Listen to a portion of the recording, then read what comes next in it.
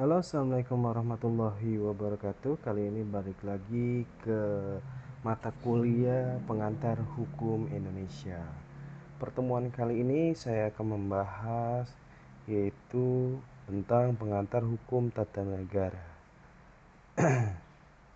Sebelumnya saya akan tampilkan slide-nya. Baik, pengantar hukum tata negara, dosen pengampu yaitu Akbarudin Nur, SHMH, Program Studi Hukum tahun 2025. Oke, selanjutnya konsep dan ruang lingkup hukum tata negara adalah cabang ilmu hukum yang mempelajari aturan pokok penyelenggaraan negara. Konsep ini mencakup fungsi dan tujuan hukum tata negara dalam sistem hukum Indonesia. Perbedaan dengan cabang hukum lain serta ruang lingkup materi seperti lembaga negara, konstitusi, dan prinsip negara hukum yang penting untuk dipahami oleh setiap warga negara. Jadi, ruang lingkup hukum tata negara ini adalah mempelajari aturan pokok penyelenggaraan negara. Bagaimana negara itu dihadirkan, bagaimana penerapan hukum yang ada di negara tersebut atau aturan-aturan yang ada di negara tersebut. Baik. Untuk selanjutnya yaitu adanya asas-asas hukum tata negara. Yaitu ada asas kewarganegaraan. Sebelum masuk ke asas kewarganegaraan, setiap negara memiliki sistem kewarganegaraannya masing-masing, yaitu terdiri dari ada dua, yaitu asas ius sanguinis, yaitu adalah ketentuan kewarganegaraan berdasarkan keturunan orang tua. Dan yang kedua yaitu asas ius soli, adalah penentuan kewarganegaraan berdasarkan tempat lahir. Berdasarkan kedua dari asas ini, maka pada contoh kasusnya yaitu adanya seseorang memiliki rangkap kewarganegaraan, yaitu disebut dengan bipatride. Yaitu seseorang bisa mendapatkan rangkap kewarganegaraan atau bipatride seorang anak, contohnya itu seorang anak yang lahir di Australia. Negara Australia itu menganut asas ius soli, yaitu penentuan kewarganegaraan berdasarkan tempat lahir, dari orang tua warga negara Belanda yang menganut ius sanguinis, yaitu ius sanguinis adalah keturunan warga negara berdasarkan keturunan orang tua. Nah, anak tersebut akan memiliki dua kewarganegaraan. Nah, Australia karena lahir di wilayahnya, karena dia lahir di Australia, maka bisa memiliki kewarganegaraan Australia yang menganut sistem ius soli, dan Belanda karena negara tersebut menganut sistem ius sanguinis, yaitu ketentuan kewarganegaraan berdasarkan keturunan orang tua. Karena keturunan orang tuanya. Contoh lainnya itu adalah anak dari orang tua Indonesia yang lahir di Amerika Serikat. Amerika Serikat menganut sistem ius soli dan juga memiliki kewarganegaraan Amerika Serikat karena tempat kelahirannya. Maka tidak heran, maka banyak sekali seseorang bisa memiliki dua kewarganegaraan pada saat dia lahir. Tuh. Nah, terus contoh selanjutnya bisa juga terjadi seseorang yang lahir itu tidak memiliki kewarganegaraannya sama sekali, yaitu disebut apartheid. Seseorang bisa tidak sama sekali memiliki kewarganegaraan, misalnya seorang anak yang lahir di negara yang menganut ius sanguinis, yaitu keturunan, dan orang tuanya juga menganut ius sanguinis. Nah, namun sehingga ia tidak diakui sebagai warga negara di negara tempat kelahirannya karena tidak ada hubungan darah dengan warga negara tersebut, dan juga tidak memiliki kewarganegaraan dari negara asal orang tuanya. Gitu. Jadi keduanya kalau ius sanguinis kemungkinan bisa apartheid. Misalkan contohnya di sini berbeda negara tapi mazhab atau asasnya itu ius sanguinis yang sama, memiliki pemahaman seperti itu atau asas tersebut. Oke. Selanjutnya dalam asas-asas hukum tata negara, yang pertama itu ada asas tugas pembantu.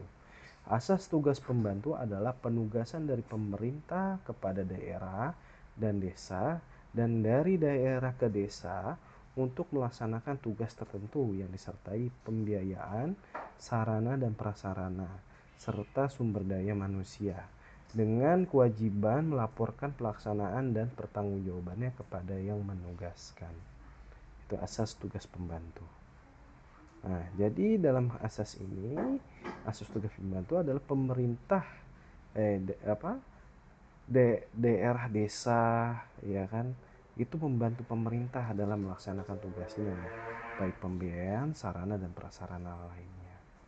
Oke, selanjutnya itu ada asas desentralisasi, yaitu asas desentralisasi adalah penyerahan wewenang pemerintah oleh pemerintah kepada daerah otonom dalam kerangka negara kesatuan Republik Indonesia. Jadi pemerintah memberikan kepada daerah otonom untuk menjalankan pemerintahan, diberikan wewenang oleh pemerintah. Oke, itu yang disebut dengan asas desentralisasi. Selanjutnya yaitu ketiga, asas dekonsentralisasi. Asas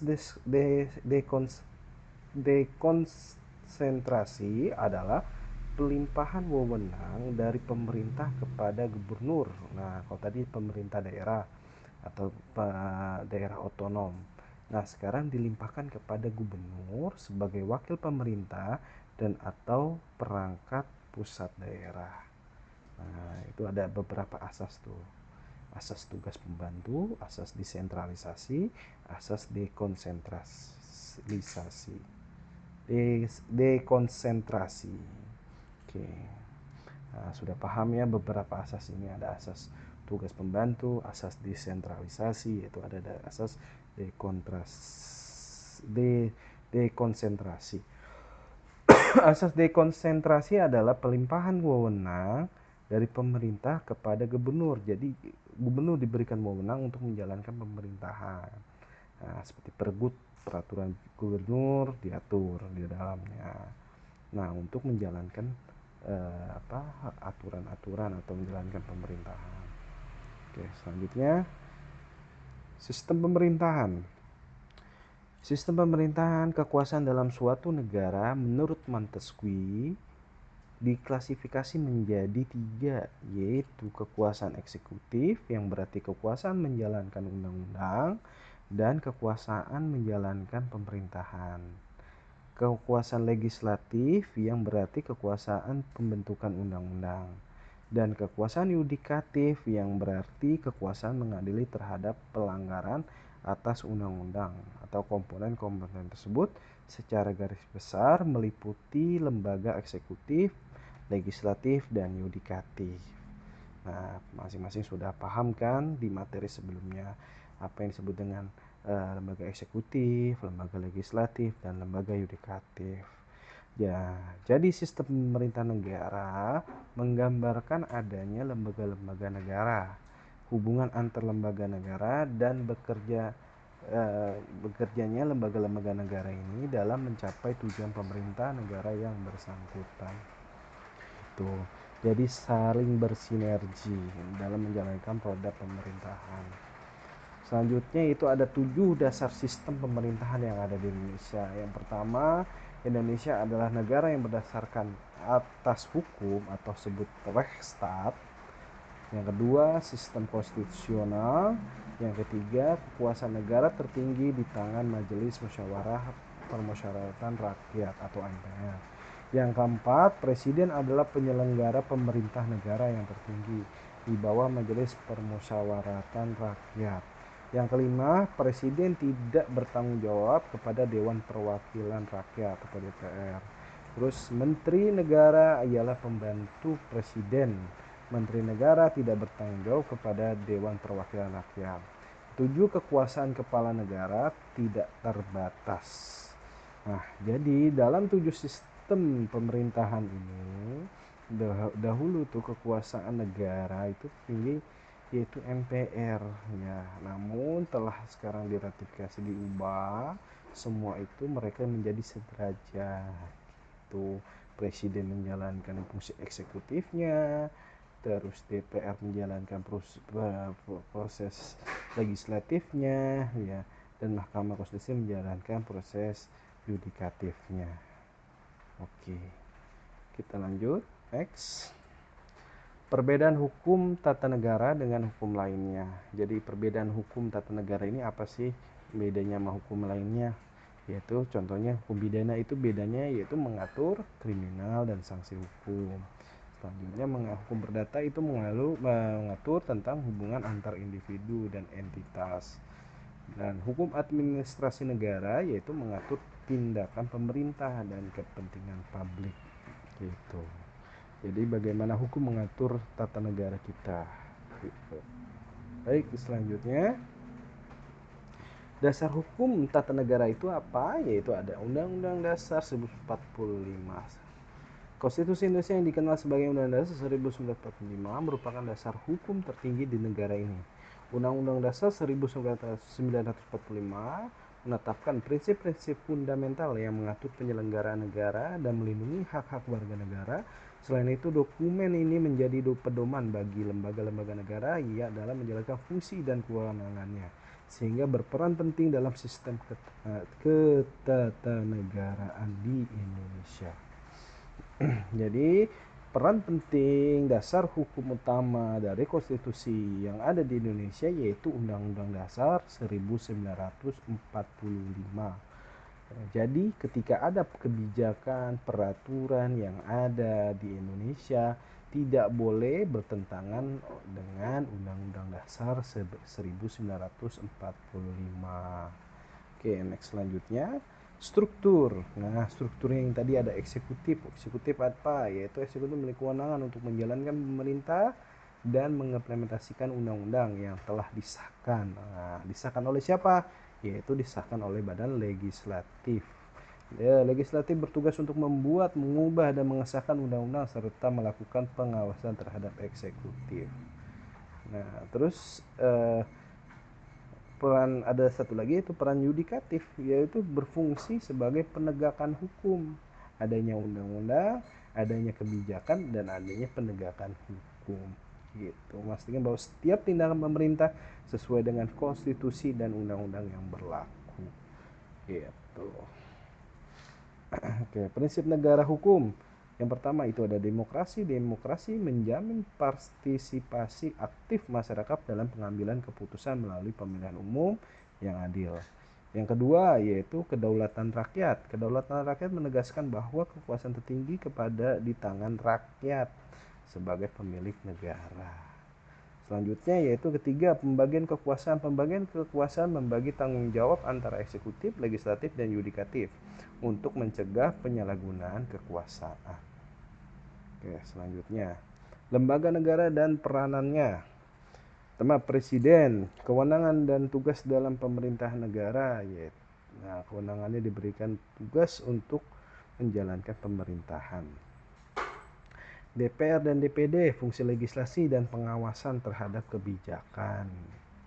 Terus Mahkamah Konstitusi, peran dalam penegakan hukum dan konstitusi. Nah, jadi semuanya itu harus bersinergi antara presiden, DPR dan DPD serta Mahkamah Konstitusi. Gitu kalau di hukum tata negara kita. Nah, selanjutnya kewenangan dan tugas presiden apa sih? Kewenangannya yaitu menetapkan kebijakan negara dan memimpin pemerintah. Tugasnya mengawasi pelaksanaan undang-undang dan kebijakan publik. Fungsinya mewakili negara dalam hubungan internasional dan diplomasi. Oke, presiden sering tuh kalian lihat di TV sedang kunjungan kemana, ke luar negeri. Nah, itu fungsinya itu menjalankan hubungan internasional atau diplomasi antar negara. Terus DPR dan DPD, fungsi legislasi dan pengawasan. Fungsi DPR mengatur dan membuat undang-undang untuk negara. Fungsi DPD yaitu mengawasi dan memberikan masukan untuk kebijakan. Sinergi keduanya bekerja sama untuk kepentingan rakyat Indonesia. Ya. Peran Mahkamah Konstitusi dan Mahkamah Agung. yaitu Mahkamah Konstitusi melindungi hak konstitusi warga negara, sedangkan Mahkamah Agung menegakkan hukum melalui putusan yang adil. Dan penegakan hukum memastikan keadilan dalam keputusan hukum. Gitu.